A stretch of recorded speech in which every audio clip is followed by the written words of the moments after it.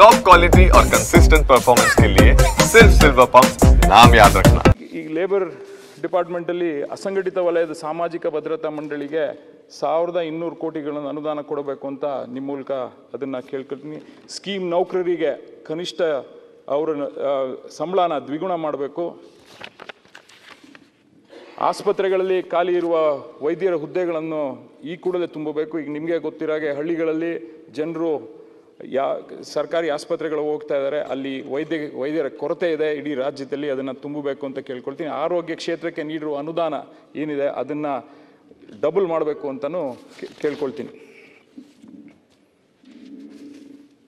ಮತ್ತು ರಾಗಿ ಮತ್ತು ಭತ್ತ ಖರೀದಿ ಕೇಂದ್ರಗಳು ಇದು ಇಡೀ ವರ್ಷ ತೆಗೆದಿಡೋಕ್ಕೆ ಏನು ಮಾಡಬೇಕು ಅದಕ್ಕೆ ಕ್ರಮ ವಹಿಸಬೇಕು ಸರ್ಕಾರ. ಕೊನೆಯದಾಗಿ ಈಗೇನು ಸಾವಯವ ಕೃಷಿ ಬಗ್ಗೆ ಈಗ ಮೊನ್ನೆ 17ನೇ ತಾರೀಕು ಹಿಮಾಚಲ್ ಪ್ರದೇಶ್ ಬಜೆಟ್ ಅನೌನ್ಸ್ ಮಾಡಿದ್ರು. ಆ ಬಜೆಟಲ್ಲಿ ಅವರು ಸಾವಯವ ಕೃಷಿಗೆ ಅತಿ ಹೆಚ್ಚು ಒತ್ತನ್ನು ಕೊಟ್ಟಿದ್ದಾರೆ. ಅವರು ಮಿನಿಮಮ್ ಸಪೋರ್ಟ್ ಪ್ರೈಸನ್ನು ಜಾಸ್ತಿ ಮಾಡಿದ್ದಾರೆ, ಕೆಲವು ಗೋಧಿ ಜೋಳ ಇದಕ್ಕೆ, ಮತ್ತು ಟ್ರಾನ್ಸ್ಪೋರ್ಟ್ ಸಬ್ಸಿಡಿಯನ್ನು ಅವರು ಅನೌನ್ಸ್ ಮಾಡಿದ್ದಾರೆ. ಅದಾದ ನಂತರ ಎಲ್ಲ ಸರ್ಕಾರದ ಏನು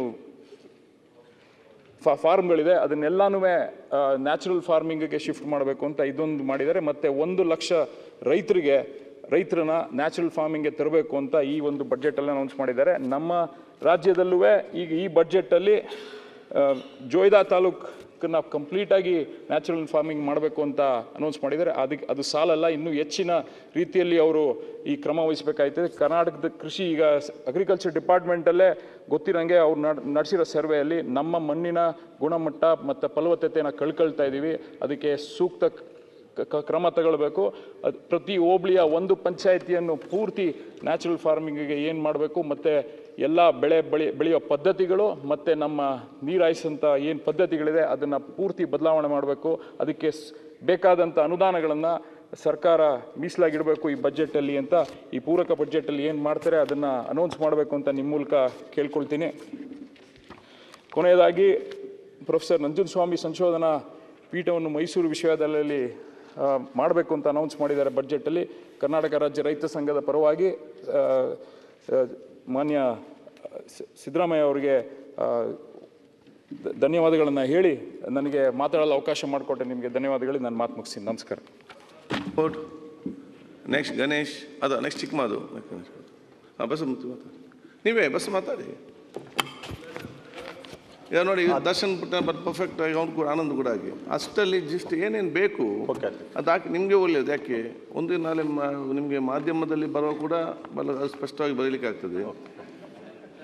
ನಿಮ್ಮ ಸೋಷಿಯಲ್ ಮೀಡಿಯಾದಲ್ಲಿ ಕೂಡ ಹಾಕಿದೆ, ಜಾಸ್ತಿ ಹಾಕಿದೆ ಯಾರು ನೋಡೋದಿಲ್ಲ ನಿಮ್ಮ ಕ್ಷೇತ್ರದಲ್ಲಿ. ಬರೀ ಅಷ್ಟು ಕಮ್ಮಿ 5-10 ನಿಮಿಷಕ್ಕೆ ಮತ್ತೆ ಜನ ನೋಡ್ತಾರೆ, ಮತ್ತೆ ಫಾರ್ವರ್ಡ್ ಮಾಡ್ತಾರೆ. ಕರೆಕ್ಟ್. ಎಲ್ಲ ವಿಷಯಗಳು ಎಷ್ಟು ಚೆನ್ನಾಗಿ ಅರ್ಥ ಮಾಡ್ಕೊಂಡಿದ್ದೀರಿ ಸರ್ ನೀವು. ಸೋಷಿಯಲ್ ಮೀಡಿಯಾ ಜಾಸ್ತಿ ನೋಡೋದ, ಪತ್ರಿಕೆ ಜಾಸ್ತಿ ನೋಡೋದ, ಅದಕ್ಕೆ ಎಷ್ಟು ಕರೆಕ್ಟಾಗಿ ಎಲ್ಲ ಅರ್ಥ ಮಾಡ್ಕೊಂಡಿದ್ದೀರಿ ಅಂತ. ಶಾರ್ಟ್ ಆಗಿ ಚೆನ್ನಾಗಿ ನಿಮಗೆ ಪ್ರಯೋಜನ. ಅಧ್ಯಕ್ಷರೇ ಎರಡು ಕಡೆಗೆ ಇದರ ಪ್ರತಿಫಲ ಅಷ್ಟೇ ಅಂತ ಗೊತ್ತಾಯ್ತು, ನೀವು ಹೇಳಿದಷ್ಟೇ ಅಂತ. ಅದಲ್ಲ ಹಂಗೆಲ್ಲ ಇಲ್ಲದೆ ಕೂಡ ಜಾಸ್ತಿ ಮಾಡೋದು ಏನು ಬರ್ತದೆ. ಇಲ್ಲ ಅಧ್ಯಕ್ಷ ತಾವು ಮಾತಾಡೋದು ನೋಡಿ ನಮ್ಮ ವಸ್ತುರಿ ಮತ್ತು ಪ್ರಿಯಾಂಕಾ ಖರ್ಗೆ